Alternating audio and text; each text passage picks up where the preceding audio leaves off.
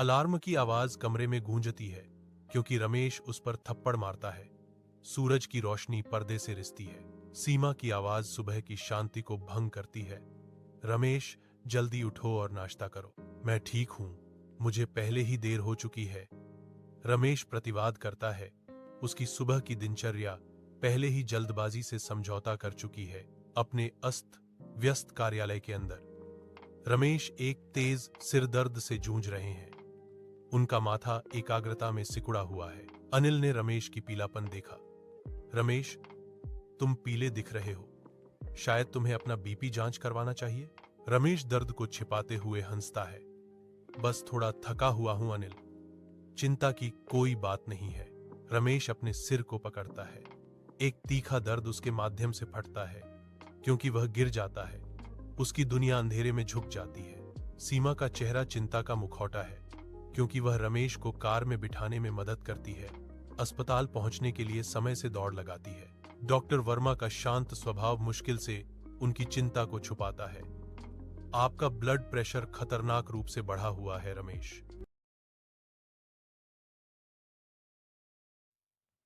Alarm घड़ी की तीखी आवाज सुबह को चीरती है। रमेश को बेचैन नींद से खींचती है। धूप अंदर आती है लेकिन कोई सांत्वना नहीं देती। सीमा चाय और बिस्कुट रखती है। एक शांत सुबह का अनुष्ठान। थोड़ा और धीरे खाओ। रमेश, तुम हमेशा इतनी जल्दी में क्यों रहते हो? रमेश, उसकी बातों को अनसुना करते हुए नाश्ता झटपट खाता है। उसकी निगाहें टिक टिक करती घड़ी पर टिकी होती हैं और बाहर भाग जाता है। रमेश शांत कार्यालय में दिन के भार को दूर करने के लिए कॉफी में शरण लेता है, जो एक हताश प्रयास है। वह शहर की ओर देखता है। उसकी निरंतर गति केवल उसकी थकान को बढ़ाती है, जो उसकी आंतरिक स्थिति के विपरीत है। शहर का जीवंत अराजकता उसकी शांत लड़ाई का मजाक उड़ाती है, जो बढ़ती थकान के खिलाफ एक मूक लड़ाई है। रमेश अपने घर में जाता है। अचानक उसके सीने में दर्द होता है। सीमा आग्रह करती है, तुम्हें डॉक्टर को दिखाना होगा। रमेश, उसकी आवाज चिंता से भरी हुई थी। उसकी चिंता को खारिज करते हुए रमेश जोर देकर कहते हैं, यह सिर्फ थकान है सीमा, मैं ठीक हो जाऊंगा। रमेश अनिल की बातों को खारिज करता है, लेकिन जैसे ही वह ऑफिस की ओर बढ़ता है, एक जानी पहचानी बेचैनी अंदर आ जाती है। अंदर कंप्यूटर स्क्रीन उसकी आंखों के सामने धुंधली हो जाती है। एक भारी भावना तेज हो जाती है। उसे चक्कर आता है और वह एक कुर्सी पर गिर जाता है, यह महसूस करते हुए कि नींद हफ्तों से उसे चकमा दे रही है। रमेश अपने डेस्क पर काम करता है। उसे अंदर आ रहे तूफान का एहसास नहीं है। उसके सीने में एक अजीब सी जकड़न होने लगती है। वह इसे मामूली असुविधा के रूप में खारिज कर देता है, लेकिन दर्द तेज हो जाता है। एक ठंडा झुनझुनाहट उसके बाएं हाथ में फैल जाती है। घबराहट छा जाती है क्योंकि उसके माथे पर पसीने की बूंदें जम जाती हैं और उसकी सांस अटक जाती है। डर से प्रेरित होकर वह तुरंत अनिल को फोन करता है। रमेश को आपातकालीन कक्ष में ले जाया गया, जो बीपिंग मशीनों और फुसफुसाए गए आदेशों की तत्काल सिम्फनी के बीच था। एक डॉक्टर गंभीरता से चेतावनी देता है, आपकी स्थिति इतनी गंभीर हो गई क्योंकि आपने छोटी चेतावनियों को अनदेखा किया। रमेश विनम्र और आभारी होकर कहता है, मुझे अपनी लापरवाही का एहसास हुआ। इसके बाद धन्यवाद अनिल, मेरा जीवन बचाने के लिए।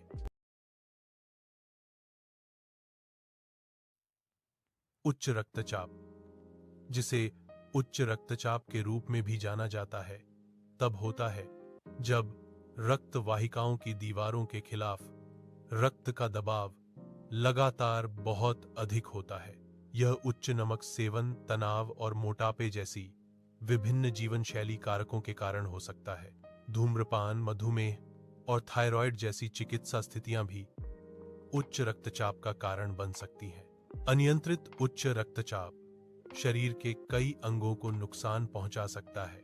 उच्च रक्तचाप हृदय रोग और स्ट्रोक जैसी गंभीर स्वास्थ्य समस्याओं का कारण बन सकता है। गुर्दे की विफलता, दृष्टि हानि और पक्षाघात उच्च रक्तचाप के कारण होने वाली अन्य जटिलताएं हैं। उच्च रक्तचाप को जीवन शैली में बदलाव और चिकित्सा हस्तक्षेपों के माध्यम से नियंत्रित किया जा सकता है। जीवन शैली में बदलाव में नमक का सेवन कम करना, नियमित रूप से व्यायाम करना और स्वस्थ वजन बनाए रखना शामिल है। धूम्रपान छोड़ना, तनाव का प्रबंधन करना और डॉक्टर की सलाह से दवाएं लेना भी रक्तचाप को नियंत्रित करने में मदद कर सकता है। अगर आप गुटखा, खैनी, पान मसाला या तंबाकू खाते हैं तो यह वीडियो पूरा देखिए, क्योंकि शायद यह आपकी जिंदगी बदल दे। जब कोई इंसान गुटखा मुंह में रखता है, उसे लगता है बस एक ही तो है, इससे क्या होगा। लेकिन सच्चाई यह है कि यही एक गुटखा आपके शरीर के अंदर तबाही की शुरुआत कर देता है।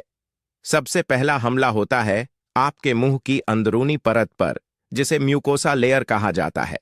यह परत हमें बैक्टीरिया, इन्फेक्शन और जहरीले पदार्थों से बचाती है, लेकिन गुटखा में मौजूद केमिकल इस परत को धीरे धीरे जला देते हैं। यहीं से शुरुआत होती है मुंह के छालों की, जलन की और घावों की। धीरे धीरे आपके दांत पीले पड़ने लगते हैं, मसूड़े कमजोर होकर पीछे हटने लगते हैं, मुंह से बदबू आने लगती है। लोग समझते हैं कि यह कोई छोटी समस्या है, लेकिन डॉक्टर जानते हैं यही आगे चलकर कैंसर का रास्ता बनाती है। अब समझिए कैंसर कैसे बनता है। गुटखा में मौजूद निकोटीन और सुपारी के केमिकल आपके सेल्स के डीएनए को नुकसान पहुंचाते हैं। एक स्वस्थ सेल अपना कंट्रोल खो देता है, वह जरूरत से ज्यादा बढ़ने लगता है।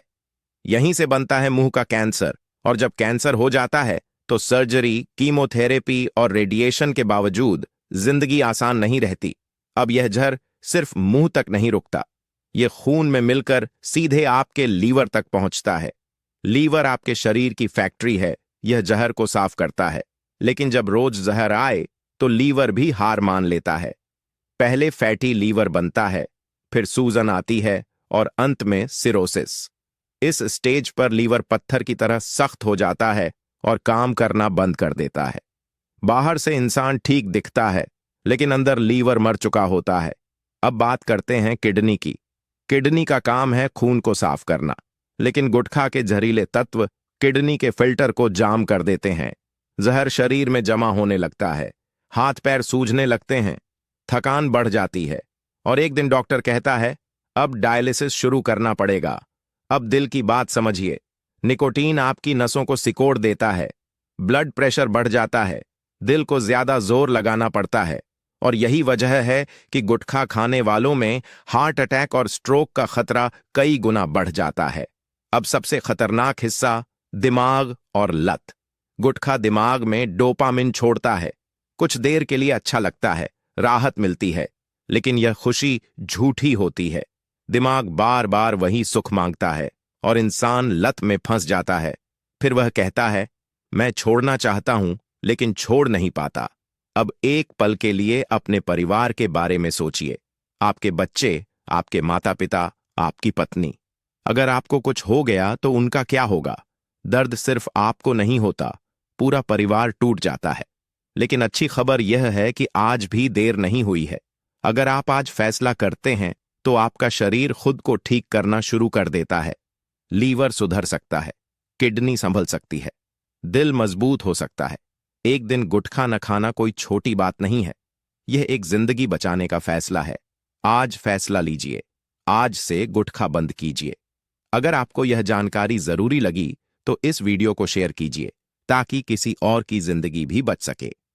Channel doctor is my life 1 को सब्सक्राइब कीजिए और कमेंट में लिखिए आज से गुटखा बंद। किडनी का काम है खून को साफ करना, लेकिन गुटखा के जहरीले तत्व किडनी के फिल्टर को जाम कर देते हैं। जहर शरीर में जमा होने लगता है, हाथ पैर सूजने लगते हैं, थकान बढ़ जाती है और एक दिन डॉक्टर कहता है अब डायलिसिस शुरू करना पड़ेगा। अब दिल की बात समझिए, निकोटीन आपकी नसों को सिकोड़ देता है, ब्लड प्रेशर बढ़ जाता है, दिल को ज्यादा जोर लगाना पड़ता है, और यही वजह है कि गुटखा खाने वालों में हार्ट अटैक और स्ट्रोक का खतरा कई गुना बढ़ जाता है। अब सबसे खतरनाक हिस्सा, दिमाग और लत। गुटखा दिमाग में डोपामिन छोड़ता है। कुछ देर के लिए अच्छा लगता है, राहत मिलती है, लेकिन यह खुशी झूठी होती है। दिमाग बार बार वही सुख मांगता है और इंसान लत में फंस जाता है। फिर वह कहता है मैं छोड़ना चाहता हूं, लेकिन छोड़ नहीं पाता। अब एक पल के लिए अपने परिवार के बारे में सोचिए। आपके बच्चे, आपके माता पिता, आपकी पत्नी। अगर आपको कुछ हो गया तो उनका क्या होगा? दर्द सिर्फ आपको नहीं होता, पूरा परिवार टूट जाता है। लेकिन अच्छी खबर यह है कि आज भी देर नहीं हुई है। अगर आप आज फैसला करते हैं तो आपका शरीर खुद को ठीक करना शुरू कर देता है। लीवर सुधर सकता है, किडनी संभल सकती है, दिल मजबूत हो सकता है। एक दिन गुटखा न खाना कोई छोटी बात नहीं है। यह एक जिंदगी बचाने का फैसला है। आज फैसला लीजिए, आज से गुटखा बंद कीजिए। अगर आपको यह जानकारी जरूरी लगी तो इस वीडियो को शेयर कीजिए ताकि किसी और की जिंदगी भी बच सके। Channel doctor is my life 1 को सब्सक्राइब कीजिए और कमेंट में लिखिए आज से 25 वर्ष होता है। इसी प्रकार कौवा एवं तोते का आकार लगभग सामान्य होता है, परंतु कौवे का जीव काल 15 वर्ष जबकि तोते का जीव काल 140 वर्ष का होता है। जीवन अवधि कितनी भी हो, परंतु प्रत्येक जीव की मृत्यु सुनिश्चित है। या कुछ एक कोशिकाई जीवों अमीबा की प्राकृतिक मृत्यु नहीं होती है, उनकी वृद्धि के साथ ही उनका विभाजन हो जाता है। इस प्रकार से ये जीव अमर कहे जाते हैं। जीवों में जनन एक जैविक प्रक्रिया है जिसमें एक विकसित एवं परिपक्व जीव अपने सामान्य जीव को जन्म देते हैं। यह जीव जो नवीन जीव को जन्म देते हैं उन्हें जनक कहा जाता है तथा उत्पन्न हुए नए जीव को संतति कहा जाता है। उत्पन्न संतति वृद्धि करके परिपक्व हो जाती है एवं प्रजनन योग्य होकर जनन कहते हैं।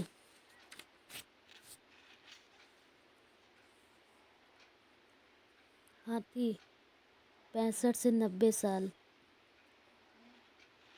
गुलाब का फूल 5 से 7 साल, कुत्ता 20 से 30 साल, तितली 1 से 2 हफ्ते, कौवा 15 साल, केले का पेड़ 20 से 25 साल, गाय 15 से 20 साल, तोता 1 से 40 साल, मगरमच्छ 60 साल, घोड़ा 62 साल, मधुमक्खी 20 से 30 साल, गन्ना 2 से 3 महीना, केकड़ा 100 से 150 साल, बरगद पेड़ 200 से 300 साल जीवित रहता है। जनक की विधियाँ। जनक की 2 प्रमुख विधियाँ पाई जाती हैं, अलैंगिक और लैंगिक। अलैंगिक जनन अलैंगिक जनन बहुत सरल होता है। इसमें एक ही व्यक्तिगत पौधा व्यक्त होकर अपने जैसी प्रक्रिया के रूप में संतानें उत्पन्न करता है। अतः जनक तथा संतानों के बीच आनुवंशिक पदार्थों एवं आनुवंशिक लक्षणों में कोई अंतर नहीं होता। इसीलिए अलैंगिक जनक के फलस्वरूप उत्पन्न संतानों को सम्मिलित रूप से एक पूजक कहते हैं तथा इस जनक को एकल जीव जनक भी कहते हैं। ऐसा जनन अपेक्षाकृत तीव्र दर से होता है। इसके लिए शरीर में कोई विशिष्ट उत्पत्ति या अंग नहीं होते। जीवों में जनन। अलैंगिक जनन की विधियाँ। अलैंगिक जनन की विधियाँ प्रत्यय निम्न श्रेणी के एकोकोशिकीय एकल जीव जनन तथा बहुकोशिकीय सरल जीवों में पाई जाती है। इसकी प्रमुख विधियाँ निम्न हैं। नंबर 1 द्विविभाजन, नंबर 2 बीजाणु जनन, नंबर 3 मुकुलन कलिका निर्माण, खंडी भवन या पुनर्भवन, पुष्टि भवन, द्विबीजाणु ध्रुव विभाजन प्रतः कोशिकाएं जीवों में होता है। इस विभाजन में जनक का एक कोशिकीय शरीर समसूत्री अर्थात मिटाटिक विभाजन द्वारा दो सामान्य संततियों में बढ़ जाता है। स्पष्ट है कि इनमें जनक संतति की मृत्यु तो नहीं होती, परंतु पृथक जीव के रूप में इसका अस्तित्व समाप्त हो जाता है। कुछ सजीवों जैसे अमीबा, यूग्लिना, यीस्ट के केंद्रक के विभाजन के बाद जनक के शरीर का विभाजन होता है। बीजाणु जनन बीजाणु एक कोशिकीय पादकी विभिन्न युवक होते हैं। बीजाणु बनने के बाद उसका प्रकीर्णन होता है तथा नए पौधों या जीवों का अंकुर द्वारा निर्माण होता है। मुख्य कवक व शैल प्रत्यय बीजाणु का निर्माण करते हैं। अलैंगिक प्रजनन संख्या कैलेमिडोमोनास में अलैंगिक जनक बीजाणु पेनिसिलियम की कोनिडिया हाइड्रा में कैलिका स्पंज में जेम्यूल स्पंज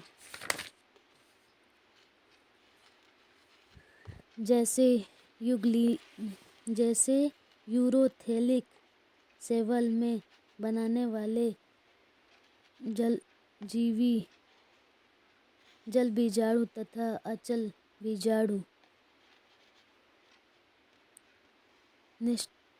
निश्चित जीव बीजाणु व संत बीजाणु आदि मुक्लेयन इस प्रकार का विभाजन ये पाया जाता है। इस प्रक्रिया को कोशिका में वह विधि होकर एक या एक से अधिक छोटी रचनाएं बन जाती हैं तथा जनक कोशिका में केंद्रक सूत्री विभाजन द्वारा संतति को भागों में बांट जाती है।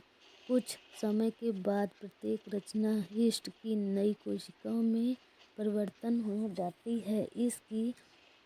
इस क्रिया को मुकुलन कहते हैं। कलिका निर्माण कभी कभी पौधे की पत्ती व तने के अग्र भाग पर बहुकोशिकीय एवं हरे रंग की रचनाएं निकलती हैं, जिन्हें कैलिका कहते हैं। ये अलग होकर अंकुर द्वारा नए पौधे को जन्म देती है। प्रत्येक कलिका में 8 से 12 कोशिकाएं पाई जाती हैं। इनमें अनुपस्थित या लंबवत पार्ट होते हैं। उदाहरण प्यूनेरिया खंडीभवन या पुनरुभवन। इस विधि में बहुकोशिकीय जनक पौधे का शरीर 2 या 2 से अधिक टुकड़ों में टूट जाता है और प्रत्येक टुकड़ा पुनरुभवन द्वारा एक नई व्यवस्थित संतति में विकसित हो जाता है। यह विधि कई प्रकार के अकशेरुकी जंतुओं में पाई जाती है तथा स्पाइरोगैरा, यूरोथेलिक, रेक्सिया, मैक्रोसिया आदि ब्रोफाइटा के पौधे में भी खंडीभवन की क्षमता होती है। खंडीभवन प्रकार का अलैंगिक जनक हाइड्रा में भी होता है। पुष्टिभवन अमीबा विषम परिस्थितियों में अपने उत्पाद को वापस लेकर एक पृष्ठीय कठोर अवयव बनता है, जिसे पुष्टिभवन कहते हैं। अनुकूल परिस्थितियां वापस आने पर अमीबा बहुभाजन द्वारा विभाजित होकर बहुत सारे सूक्ष्म अमीबा बनते हैं जो ईस्ट की भित्ति फटने पर अपने वातावरण में बाहर आकर नए अमीबा बनाते हैं। इस प्रक्रिया को जीवाणु कहते हैं। जीवाणु में जनन इनके अतिरिक्त पेनजाई व साधारण शैलों में विशेष अलैंगिक संरचना होती है जो जनन में भाग लेती है। ये संरचनाएं कोनिडिया, कालिका, जेम्यूल्स है। उदाहरण चलबीजाणु, कार्यक प्रवर्धन पदार्थ के कार्यक भागों जैसे जड़, तना, पत्ती, कलिका आदि से नए पादप के निर्माण की प्रक्रिया को कार्यक प्रवर्धन कहते हैं। यह कायक परिवर्धन पौधे के निम्नलिखित अंगों द्वारा होते हैं। जड़ों द्वारा शतावर, शकरकंद, डहेलिया, परवल आदि की जड़ों पर अनेक वृद्धि कलिका विकसित होती है। अनुकूल परिस्थितियों में ये कलिकाएं प्रस्फुटित होकर नए पौधों को जन्म देती है। प्रस्फुटन के समय कलिकाएं जड़ों में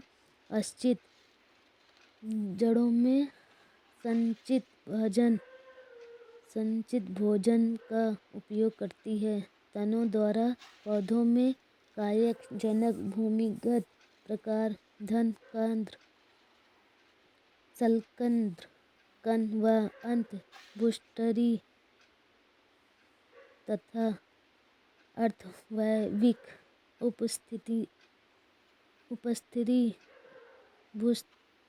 भूस्तरी व भूस्तरिका दोनों ही प्रकार के तनों द्वारा होता है। तने का वैयविक भाग प्रतिकूल परिस्थितियों में नष्ट हो जाता है तथा भूमिक भाग सुरक्षित रहता है जो अनुकूल प्रक्रियाओं में पुनः कक्षांग कलिकाओं द्वारा नए पौधे को जन्म देता है। प्रकंद अदरक, हल्दी, केला आदि के प्रकंद में पर्याप्त मात्रा में भोजन संचालित रहता है। प्रकंद पर संकल्पकों के पक्ष में कलिकाएं विभाजित होती हैं जो अनुकूल मौसम में नए प्रौढ़ उत्पन्न करती है। यदि उनको अलग करके जमीन में बोया जाता है ये भी अंकुरित होकर नए पौधे को जन्म देती हैं।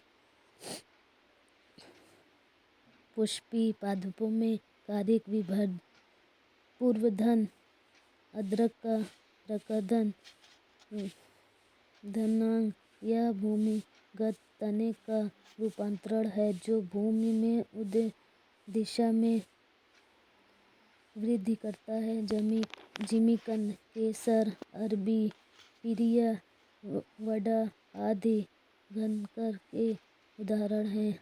इन पर भी कक्षांश कलिकाएं विकसित होती हैं जो वृद्धि कर नए पादप उत्पन्न करती है।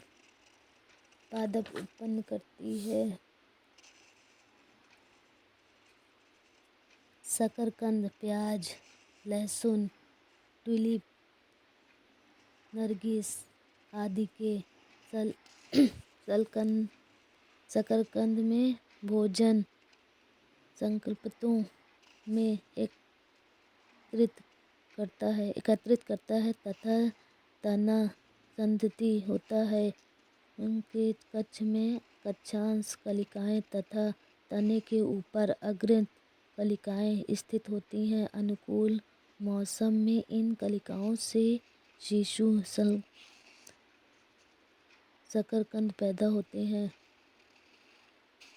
कंद, आलू का कंद खाद्य संचय के कारण गोल व मसल होता है। इसकी सतह पर जगह जगह छोटे गुट्ठे होते हैं जिन्हें आँख कहते हैं। आँख के मध्य में कलिकाएं होती हैं जो आलू के भूमि में बोने पर पुष्पीत होकर शिशु पौधों को जन्म देती हैं। अंतःभूस्त्री पौधी पुदीना, गुलहड़ आदि के अन्य भूस्त्री में मुख्य तने के भूमिगत भाग से शाखाएं निकलती हैं जो तिरछी होकर भूमि के बाहर निकल आती हैं। कुछ दिनों पश्चात ये शाखाएं वृद्ध पौधे से अलग होकर स्वस्थ पौधे बन जाती हैं। उपस्थित भूस्त्री या भूपसारी कुछ पौधे में तना विपरीत होता है जो भूमि की सतह पर क्षैतिज रूप से वृद्धि करता है। दूब घास खट्टी बूटी बूटी शकरकंद निकलती है। कलिकाएं वृद्धि करके व्यवस्थित प्रतिरोध बनती है। प्रवाह के टूट जाने पर प्रवृत्ति पर विकसित प्रतिरोध उपस्थित हो जाती है अथवा पौधा बन जाता है।